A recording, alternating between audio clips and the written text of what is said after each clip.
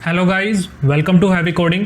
सो previous tutorial में आपने देखा था कि हम यहाँ पर फाइल को किस तरीके से अपलोड कराते हैं डेटाबेस के अंदर, और आज की वीडियो में मैं आपको बताने वाला हूँ कि हम अपने पासवर्ड को यहाँ पर किस तरीके से सिक्योर करके उसको डेटाबेस के अंदर यहाँ पर इंसर्ट करा सकते हैं MD5 हैशिंग टेक्निक के थ्रू। तो PHP हमें एक MD5 एल्गोरिदम, जो कि एक हैशिंग टेक्निक है, ये एक फंक्शन प्रोवाइड करती है जिसके ज़रिए हम यहाँ पर अपने पासवर्ड को इनक्रिप्शन करके डेटाबेस के अंदर इंसर्ट करा सकते हैं।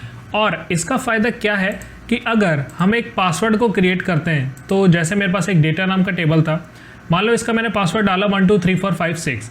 अब ये क्या हुआ, ये पासवर्ड किस चीज़ में यहाँ पर चला गया है, एक प्लेन टेक्स्ट में।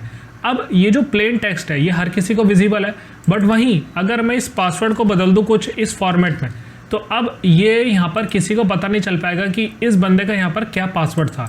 अगर मैं इसको इस फॉर्मेट में यहाँ पर इनक्रिप्ट कर दूँ, तो ऐसे ही हम यहाँ पर इनक्रिप्शन बनाकर उस पासवर्ड को यहाँ पर इंसर्ट कराते हैं, और हम यहाँ पर क्या करते हैं, उसको एक सिक्योर क्रिएट कर देते हैं। तो गाइस चलते हैं, इसको सीखते हैं कि किस तरीके से हम यहाँ पर MD5 हैशिंग टेक्निक के थ्रू इस पासवर्ड को सिक्योर बना सकते हैं।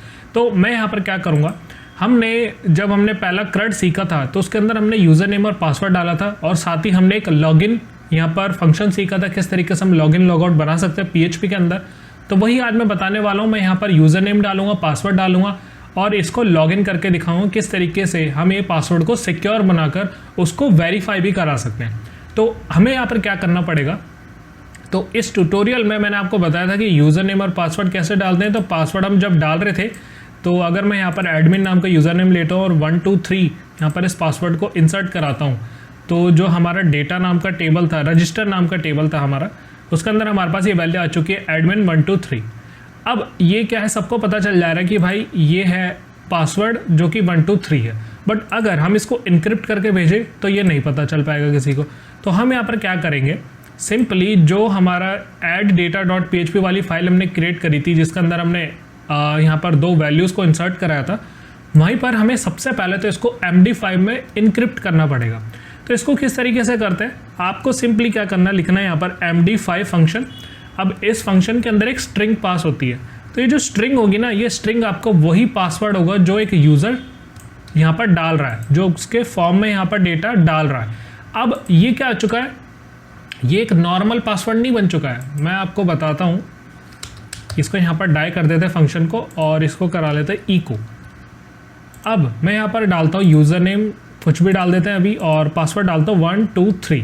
मैं यहाँ पर इसको 1 2 3 डाल रहा हूँ, और जैसे मैं इंसर्ट करता हूँ तो यहाँ पर आपने देखा कि पासवर्ड कैसे यहाँ पर बन के आ चुका है। मैंने यहाँ पर उसी पासवर्ड को MD5 में इनक्रिप्ट करके इको करा दिया। अगर मैं डायरेक्ट इसको इको कराऊँ तो देखते हैं क्या आता है, 1 2 3 होना चाहिए। मैं रिफ़्रेश करता हूँ तो 1 2 3 आप यहाँ पर देख सकते हैं, 1 2 3 आ रहा है। बट इसके बाद अगर मैं यहाँ पर लगा दूँ एक BR टैग, तो आपको यहाँ पर क्लियर हो जाएगा। तो ऊपर जो था हमारा प्लेन पासवर्ड है, प्लेन टेक्स्ट में, और दूसरा है हमारा इनक्रिप्टेड पासवर्ड है। अब एक हैकर को, या आपका कोई cPanel को यूज़ कर रहा है, किसी ने आपका डेटाबेस देख लिया, तो अब उसको ये पासवर्ड समझ ही नहीं आएगा। वो अगर इसको यही पासवर्ड को भी डालेगा ना, तो ये वेरीफाई PHP नहीं कर पाएगा। तो इसके लिए हम यहाँ पर क्या करा, 1 2 3 को हमने कुछ इस तरीके से इसको इनक्रिप्ट कर दिया। तो यही चीज़ हम यहाँ पर डालेंगे डेटाबेस के अंदर। तो हमने यहाँ पर बना लिया इको, यहाँ पर MD5, इसको हमने इको कराया। अब हम बाकी को यहाँ से हटा देते हैं। अब जो हमें यहाँ पर पासवर्ड डालना है ना डेटाबेस के अंदर, अभी जा रहा था हमारा पुराना पासवर्ड जो कि पास नाम के वेरिएबल से था। अब हमें एक नया पासवर्ड बना देना, ENC का मतलब है यहाँ पर इनक्रिप्ट। अब मैं यहाँ पर इनक्रिप्ट पासवर्ड डाल रहा हूँ। तो अब ये जो हमारा नया पासवर्ड है वो एक इनक्रिप्टेड फॉर्म में है, कि अब यूज़र को पता नहीं चल रहा है ये यहाँ पर 1 2 3 डाल रहा है।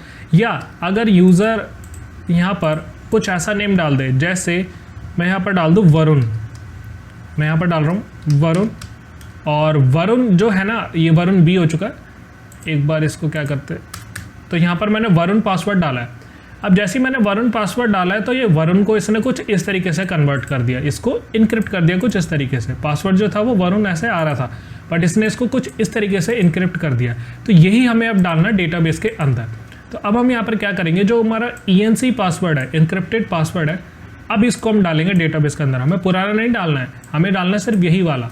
तो अब जैसे ही मैं ब्राउज़र पर पीछे जाता हूँ, रिफ़्रेश करता हूँ और यहाँ पर लिखता हूँ एडमिन, या हम डाल देते हैं शुभम नाम से, और यहाँ पर पासवर्ड डाल रहा हूँ मैं 1 2 3 4 5। जैसे ही मैं इसको इंसर्ट कराता हूँ, डेटा इंसर्टेड, और ब्राउज पे अगर क्लिक करता हूँ तो यहाँ पर आप देख सकते हैं शुभम, और ये पासवर्ड देख रहे हो आप किस तरीके से यहाँ पर इनक्रिप्ट हो चुका है। तो जैसा आप यहाँ पर डालेंगे वही यहाँ पर इनक्रिप्ट हो जाएगा। अभी हमने डाला तो पर प्लेन टेक्स्ट, अभी डाल रहे हैं यहाँ पर इनक्रिप्टेड। तो इसी के थ्रू आपको यहाँ पर डेटा को इंसर्ट कराना है, अपने पासवर्ड को यहाँ पर इसी तरीके से इंसर्ट कराना है। अब अगर मैं वापस से चलता हूँ, लॉगिन वाला पेज जो हमने बनाया था, इस लॉगिन पेज के अंदर मैं वहीं से शुभम डालता हूँ और रजिस्टर के नाम के टेबल से ही ये फैच करता है, जो कि हमने लॉगिन का प्रोसेस बनाया था। Select user name password from register table, जहाँ पर यूज़र नेम ये हो, पासवर्ड और ये हो, तो ये मुझे भेज दे welcome.php पर। अगर ये एग्जिस्ट करता है तो मैं यहाँ पर डाल रहा हूँ 1 2 3 4 5। जैसे ही मैं लॉगिन कर रहा हूँ तो इसने कुछ नहीं करा। तो उसने क्या बताया, भाई आपका लॉगिन फेल्ड है, क्योंकि ऐसा तो कोई पासवर्ड है ही नहीं, हमने तो यहाँ पर इसको इनक्रिप्ट कर दिया है, जो कि हमारा 1 2 3 4 5 था। तो अब ये PHP कैसे पहचानेगा? तो इसके लिए जब हमने लॉगिन का प्रोसेस पेज बनाया था ना, अब हमें इसके अंदर कुछ चेंजेस करने पड़ेंगे। तो अब मैं यहाँ पर क्या करूँगा, मुझे यहाँ पर सिलेक्ट यूज़र नेम पासवर्ड बिल्कुल सही है, यहाँ तक कोई क्वेरी में यहाँ पर एरर नहीं है। बट अब हमें यहाँ पर पासवर्ड को सिलेक्ट नहीं कराना, मतलब इसकी कंडीशन पासवर्ड से चेक नहीं करनी है। अब हमें बस यहाँ पर ये देखनी है कि भाई अगर ये यूज़र इसको मिल जाता है, अगर जो यूज़र यहाँ पर डाल रहा है वो इसको मिल जाता है, तो यहाँ पर क्या हो जाए, माइस्कुलर नंबर से वो 0 से ज़्यादा होना चाहिए, तो हमें वो यूज़र मिल जाएगा। अब यूज़र मिल गया, बट हमें पासवर्ड कैसे सर्च करना है? तो पासवर्ड के लिए आपको यहाँ पर सिंपली लिखना है इफ़ कंडीशन। इफ़ कंडीशन के अंदर आपको पासवर्ड को वेरीफाई कराना है। आई होप गाइज आपने ये दोनों वीडियो देखी होगी, जिसके अंदर मैंने यहाँ पर रजिस्टर के बारे में बताया था किस तरीके से हम यहाँ पर इंसर्ट करते हैं, और आपने वो लॉगिन वाली वीडियो भी दी होगी, मैं डिस्क्रिप्शन में इसको या आई बटन में इसको प्रोवाइड कर दूंगा। अब यहाँ पर हमने इफ़ कंडीशन के अंदर सिंपली लगाना है MD5, दोबारा से हमें यहाँ पर लगाना है MD5। अब इस MD5 के अंदर हमें कौन सी वैल्यू पास करनी है, जो हमारी डेटाबेस से आ रही होगी। तो अब जो डेटाबेस से कौन सी आ रही है, अभी तक तो सिर्फ यूज़र नेम आ रहा था, तो अब हमें यहाँ पर चाहिए पासवर्ड भी, कि हमें जो डेटाबेस के अंदर डाला है वो भी तो हमें यहाँ पर पासवर्ड चाहिए। तो मैं यहाँ पर कर देता हूँ इनक्रिप्टेड पासवर्ड, क्योंकि हमारा जो डेटाबेस के अंदर गया है वो एक इनक्रिप्टेड पासवर्ड है। तो यहाँ पर वेरिएबल मैंने उसी नाम से बनाया कि भाई इनक्रिप्टेड पासवर्ड को लेकर आओ और इस MD5 के अंदर इसको दोबारा से डाल दो। तो अब ये क्या करेगा, इसको वेरीफाई करेगा कि भाई वही MD5 इसके अंदर मैच हो रही है, नहीं हो रही है, कौन सी जो एक यूज़र डाल रहा है। अब तो अब यहाँ पर एक कंडीशन लगानी इक्वल्स टू कि भाई अगर ये वाला जो डेटाबेस से आ रहा है पासवर्ड, वो MD5 में इनक्रिप्ट होने के बाद जो अब नया यूज़र डाल रहा है पासवर्ड, वो इससे अगर मैच हो पा रहा है, तो ये यहाँ पर मुझे क्या दे दे, इको करेक्ट पासवर्ड। यहाँ पर मैं लिख देता हूँ करेक्ट पासवर्ड।